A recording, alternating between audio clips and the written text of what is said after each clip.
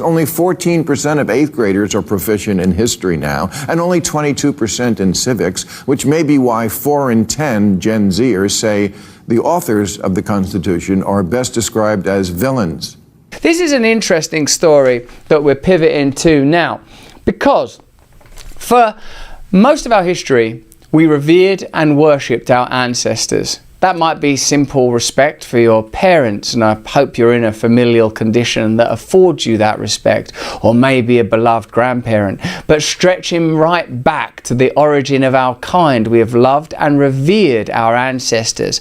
In a post-secular world, the mythic transference is to those that we accredit with the foundation of our nation. In your case, of course, the founding fathers have, for as long as there has been in America, been revered as its architects. But now, of course, it is customary to condemn and attack founding fathers as kind of old fuddy-duddy-dusty old slave owners, without accrediting them for the obvious ingenuity of the Constitution and the Bill of Rights and the numerous other foundational documents of America, of which we are all beneficiaries, even if we're simply visitors to your nation. Let's have a look at Bill Maher talking about the Constitution and Gen Z, because I suppose the idea is that there's a kind of nihilism within Gen Z, a kind of sense that you want to tear down everything, and institutions, traditions, statues. If it's there, tear it down. And it's something I would have once been sympathetic towards, because I suppose I saw institutions as broadly corrupt. And look at what we've just said about the FBI. It's corrupt. CIA, it's corrupt. NIH, it's corrupt. CDC, it's corrupt. All of the globalist three-letter agencies, WHO, WEF, NATO, 4 letters there. Corrupt, corrupt, corrupt, corrupt. So the iconoclasm and desire to tear things down is to a degree legitimate and understandable. But without heroes, both in terms of individual men and women, or even heroic ideals, where do we come from? And if our ancestors are disgusting and corrupt, how do we look inside ourselves, whether that's as materialists looking at our own DNA and biochemical legacy, or as spiritual beings looking at what we come from, what we are conduits for, what values we espouse and convey. And he makes some interesting observations about the founding fathers and how, they weren't 90 years old when they were writing that stuff in all powdered wigs and stuff. They were the Gen Z of their time. Let's have a look at that. And then we'll talk about the First Amendment, one of the great creations of your founders, and the threat that it is now under as people attempt continually to curtail free speech. Let's start with Bill Maher. Constitution Day was last week. It's an actual federal holiday, but no one noticed, despite the fact that it's probably the greatest legal document ever. Is it flawed? Of course. It was written by humans, and they were all white men, as depicted in this illustration from Google AI. But how about looking at the actual ideas in it? I won't hold my breath for that, because only 14% of 8th graders are proficient in history now, and only 22% in civics, which may be why 4 in 10 Gen Zers say the authors of the Constitution are best described as villains. Wow. It's amazing, since in 1776, James Monroe was 18. Alexander Hamilton was 21, and James Madison 25. Joe Biden was only 30.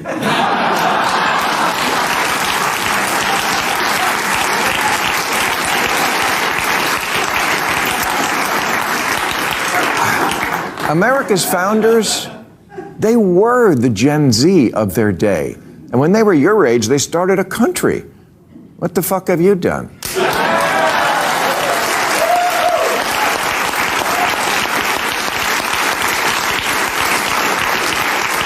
So no, the Constitution isn't perfect because it wasn't written by Taylor Swift, but...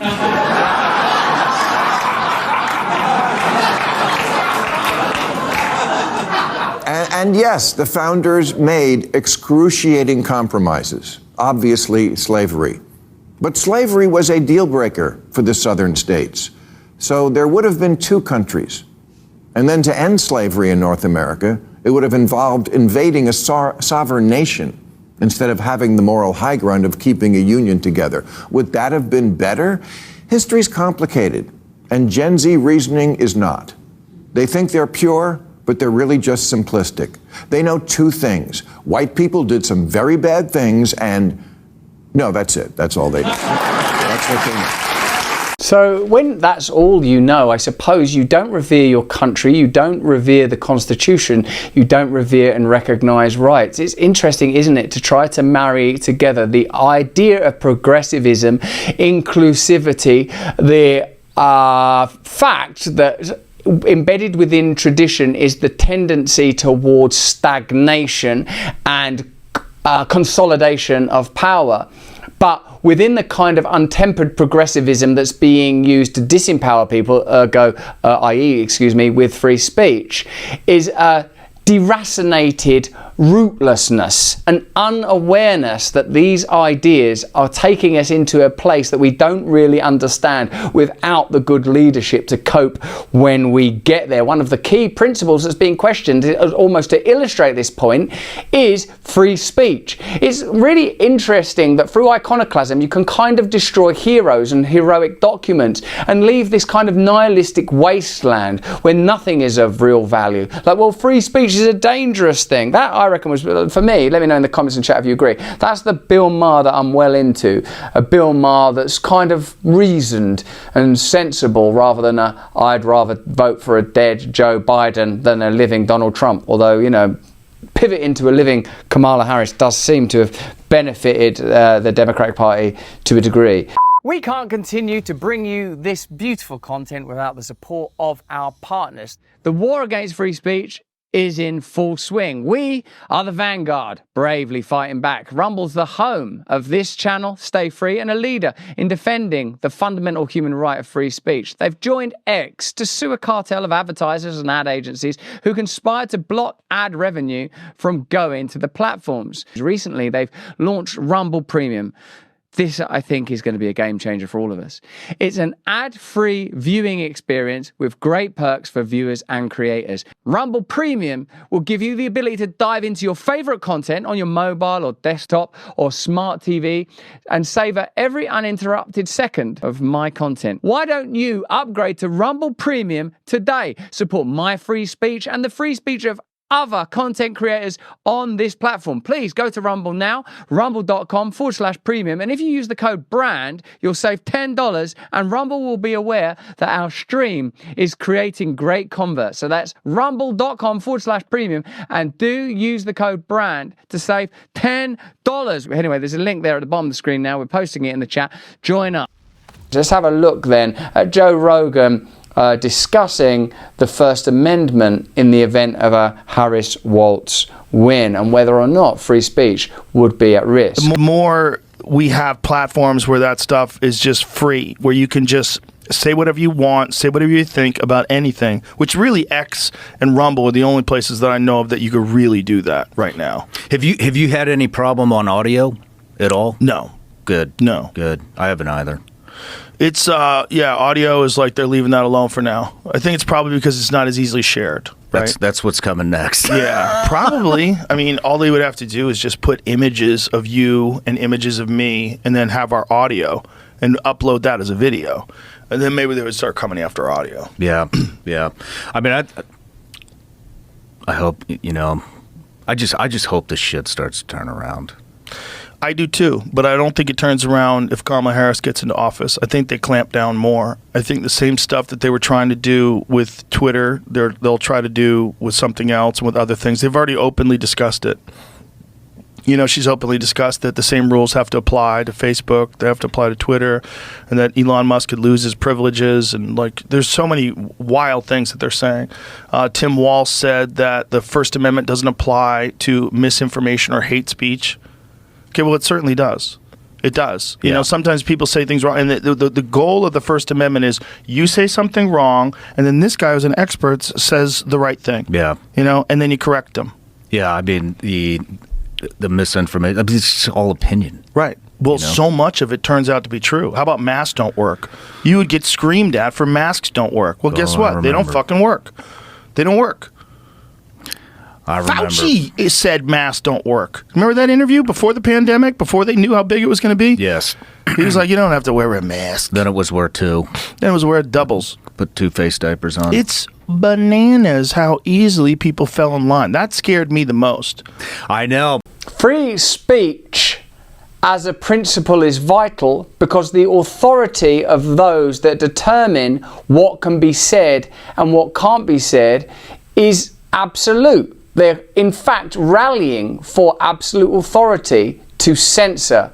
The problem is, even if you make a good faith argument, the information might change, as in the example there by Joe Rogan. Anthony Fauci 1 minute said masks aren't necessary, but then vehemently asserted that masks were necessary. So what you're free to say would change all the time based on what the requirements of the authority were. All of us can see how dangerous that could become. There's no question that AI and social media means that there's an availability of information, much of which will be false, that it's difficult to conceive of, even for someone my age, and that it is going to present challenges, but nothing like the challenge presented to us by further allowing centralized authority to coalesce around ideals that are both corporate and globalist, i.e. we are told the Ukraine war is humanitarian, but any of us that have access to even a reasonable amount of information would likely conclude that the goals are corporate and financial, wouldn't we? Like, if you know, once you know how the military-industrial complex have behaved in previous conflicts, once you know what Julian Assange has told you about the conduct of the military in previous conflicts, and once you know how the deep state operates, you would think, oh yeah, probably this is about dominion and profit rather than humanitarianism. And if it is about humanitarianism, then you could afford transparency from the government, privacy for the population, not the reverse, which is always what's being advocated for.